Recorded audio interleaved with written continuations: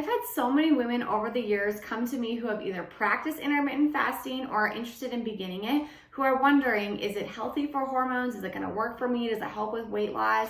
What are the benefits? In this video, I'm going to go through everything that I've seen, all my opinions about intermittent fasting, and some research that I found supporting and debunking the myths of intermittent fasting for women. If you have not hit the subscribe button yet, go ahead and hit that button so that you get notified anytime I post new content relating to women's health and hormones, and you won't be disappointed. I have worked with hundreds of women over the last 5 years who have practiced intermittent fasting, find a newfound hormonal balance, rebalance their hormones that have been damaged, and move on with their life feeling like they used to. So with intermittent fasting, first let me explain what it is. Intermittent fasting is a pattern of eating, and proponents of intermittent fasting say that we've done this for years. Our ancestors did it. It's 5,000 years old. We can do it too. And there is a lot of research supporting intermittent fasting that shows that, it's good for us. But the thing is, a lot of this research doesn't take into consideration the differences between men and women. And we're going to go through that today because I think it's an important thing to consider. And I'm going to share with you what I've seen clinically over the last 5 years with a lot of different women.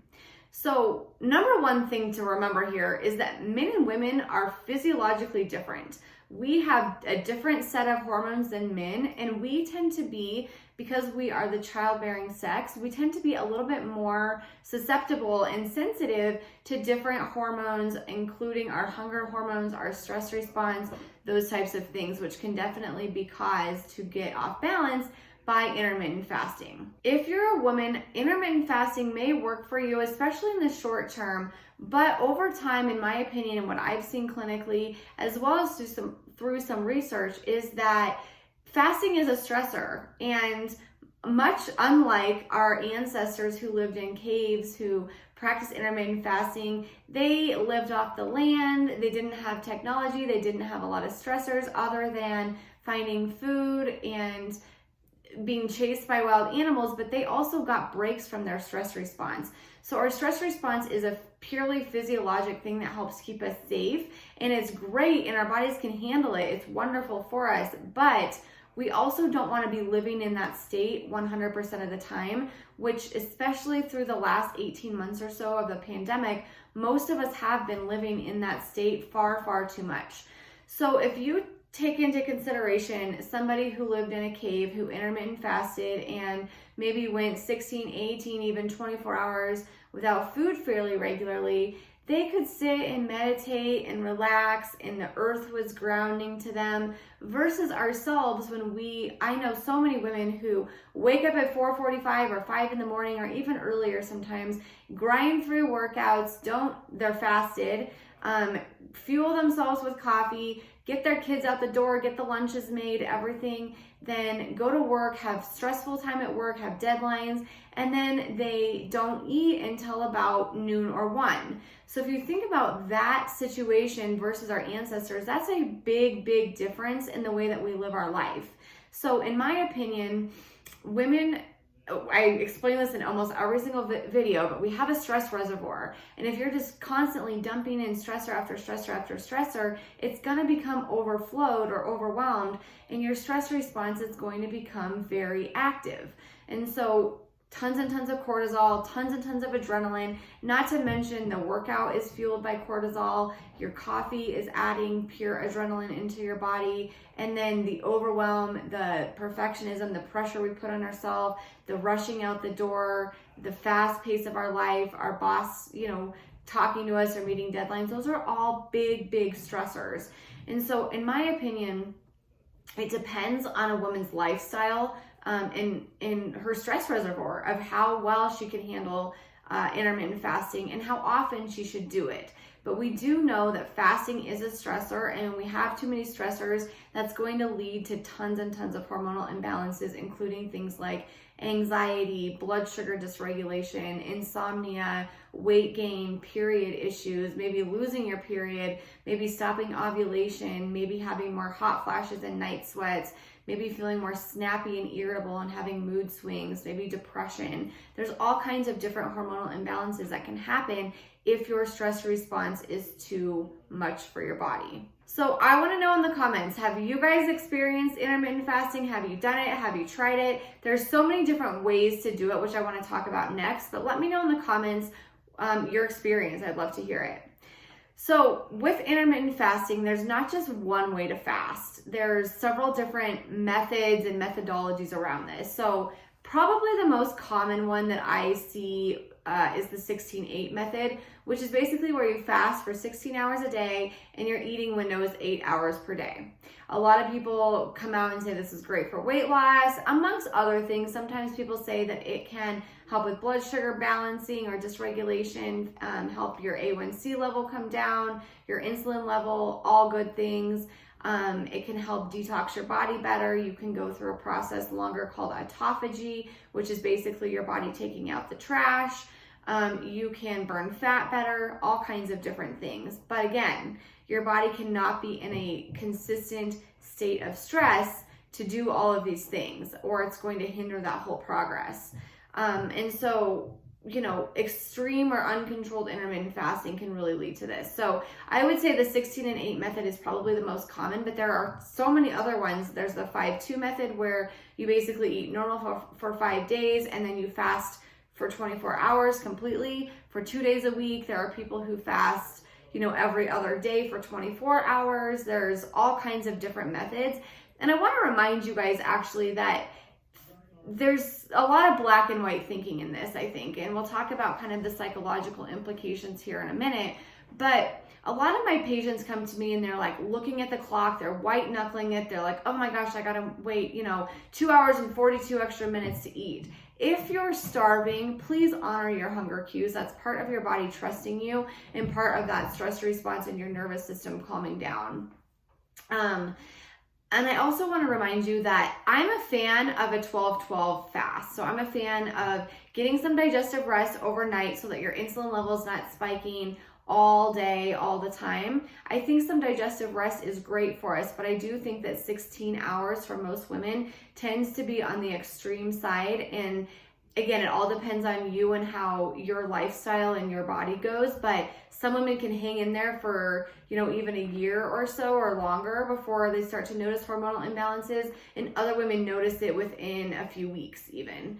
So it kind of depends, but I want to remind you that a 12-hour fast overnight is a great amount of time to get digestive rest, to go through autophagy or detox your body, to lower your insulin level, take a break from your blood sugar or insulin in your system, help you get more insulin sensitive, all of those different things. So I don't want you to feel like a failure if you're able to fast for 12 hours. I think that is a great amount of time to fast overnight. One other thing that I want to talk about here is the purpose of intermittent fasting. So there's so many people that use intermittent fasting for weight loss or fat loss. That's probably, I would say, the biggest thing. I think a lot of other people say, you know, oh yeah, we do it for like health and those types of things, which is great and fine. I've seen really great success stories, mostly among men. Like Phil Mickelson is a person that I know has spoken outwardly about his fasting and how it's helped him with an autoimmune disease that he has. He has psoriatic arthritis, and he's felt great. He's played well in the PGA Tour this year.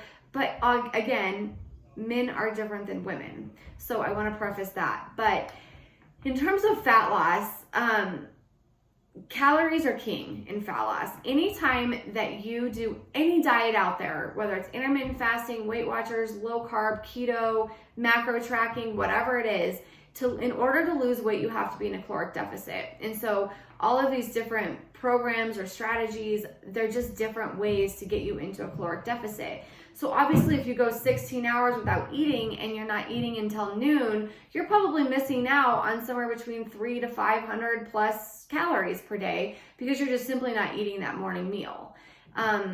Now, I want to caution you to not go too low calorie when you're intermittent fasting, because this is another reason that a lot of women can get themselves into trouble, where they eat, you know, they skip their meal and so they're eating something like 12 or 1300 calories, and that's not enough food for most women. It is for a handful of really small women out there, but for most of us, that is not an adequate amount of calories, and that's going to lead to hormonal imbalances, an extra stress response happening, and lead to you not feeling quite as good in terms of energy, mood, sleep, hunger, energy, and cravings. So we want to make sure that we're not eating too low calorie if we are doing a 16-hour fast, because we want to be careful of under eating and then over exercising. I also think that I don't love the idea of exercising at 5 a.m. and waiting 6 hours to eat. I think that is also, part of the issue. I think that our body needs protein and fuel after we work out for several reasons. One of them being to preserve muscle mass. The other one, again, being the stress response. 3 being blood sugar. I think that all of these things are important. And so I want you to be careful if you're an early riser and an early exerciser to not go hours and hours and hours after you do an intense workout without eating food, because I think that also is not great for our hormones. How to kind of begin with fasting. If you're interested in doing this, like I said, I'm a huge fan of just doing something like 12 to 13 hours. I think that's plenty. I think you get the benefits. And I also want to remind you that to get kind of this digestive rest throughout the day, you also can do something like eating 3 meals a day and not eating, every 2 hours, all of these mini meals. If you go 4 to 5 hours between meals, fuel yourself appropriately, obviously, get full so that you're not starving in between those meals. That also can be really helpful in terms of your insulin and blood sugar response as well. So if you're interested in starting this, my suggestion to you is to do a couple things. So number one, start gradually. Don't just rip off the Band-Aid tomorrow and say, hey, I'm going 16 or 18 hours, that's it. Your body's gonna kind of freak out a little bit. You're gonna be starving. You're gonna have some rough days in there. So start with 12, test the waters, and maybe go to 13, test the waters for a little bit. Maybe go to 14 if that feels good, and then go from there, see how you do. I think that the other thing is there's a method that's called crescendo fasting, where you do it on non-consecutive days. And I think that also is super helpful. And I noticed for myself, you guys, that on Sunday mornings, that's our family morning where it's slower. We have no activities, no workouts. That's a rest day for me. It's just a less stress, slower morning. I tend to go a little longer without food. We usually just kind of hang out, and it's just a little bit lazier, and my stress response is obviously down. I've slept usually pretty well on a Saturday night, and I can handle going a little bit longer comfortably without food. If you're feeling jittery, shaky, anxiety, hangry, headachy, nauseous, any of those negative effects, please don't go longer with fasting. Those are big signs that you need to do maybe some front work on helping your stress response and helping your blood sugar do a better job before you can go longer. And that's not anything to feel shame or guilt about. That's just how your body is. And some of us are just more prone to feeling these things than other people. So if you're feeling negative effects of any way you're eating, but especially through intermittent fasting, I really want to caution you to listen to that and to kind of choose another method for that. But crescendo fasting is basically, like I said, where you just you do it on non-consecutive days. And I think choosing days that are less stressful for you. So rest days are great days to do it. Days that maybe are a little bit calmer for you. I don't love fasting on days, like I said, I kind of set the stage for this, where you're working out super early, you're stressed, you have deadlines, you're fueling yourself with coffee. That's just a lot of stress going on your body, and stress is not really a great thing for most of us. I also think that you want to pay attention to your period. So if you are cycling, you're a menstruating woman, you want to really make sure that your periods are looking the same and that they're normal. You're not getting like way worse cramps, you're not becoming irregular, you're not starting to spot in between, you're still noticing that you're ovulating mid-cycle, you're not missing periods. Those are also all really big red flags to say that fasting is not doing your body any favors. So if you're noticing any of those things, move back the window that you're fasting and go back to something more like 12 or 13 hours, because those are signs that your body's in more of a starvation mode and thinking that there's a big danger, a big threat outside of you that's not wanting to produce the right sex hormones at the right time. And I also lastly want to talk a little bit about the psychological role of this. So many of us have flirted with under eating, the diet culture, all of that stuff. And, if fasting is not triggering to you, fantastic. But if it is, that's okay too. There's a lot of people out there who have had patterns of disordered eating in their past, and intermittent fasting is not the greatest strategy, I think, for a lot of those people, because withholding food can look a lot like that similar thing. So we want to be careful in paying attention to how we're doing psychologically with fasting. Like I said, if you're miserable and white knuckling it and watching the clock so that you can eat, and when you have to stop eating and stuff, I feel like life's too short for that. I feel like this is such a minute thing to do that's not worth it for you. So please be careful in paying attention to the psychological impacts of how you're doing with your food consumption, intermittent fasting, and really any nutritional strategy that you might be doing. If you want to try intermittent fasting, these are the people that I think should consider intermittent fasting. Your stress is low, your hormones are already balanced, you're getting good sleep, you're not having things like hot flashes, night sweats, insomnia, those types of things, and you don't have any nutrient deficiencies. I think that all of these things are sort of red flags if you have those, to share that maybe, or show that you shouldn't maybe engage in intermittent fasting, especially really long fasts. That is pretty much what I have on this topic. They have shown different studies with rats and things like that, but I want to just take more of an approach of common sense here. Like, if you feel miserable doing it, you feel like your hormones are going in the wrong direction, you're feeling tired, you're feeling like hunger, energy, cravings, mood, and sleep is not good, these are all red flags that fasting is not helping you. You always want to use your nutrition to feel better, not worse. And that really that's kind of my strategy and my idea for pretty much across the board. So I hope this was helpful for you guys.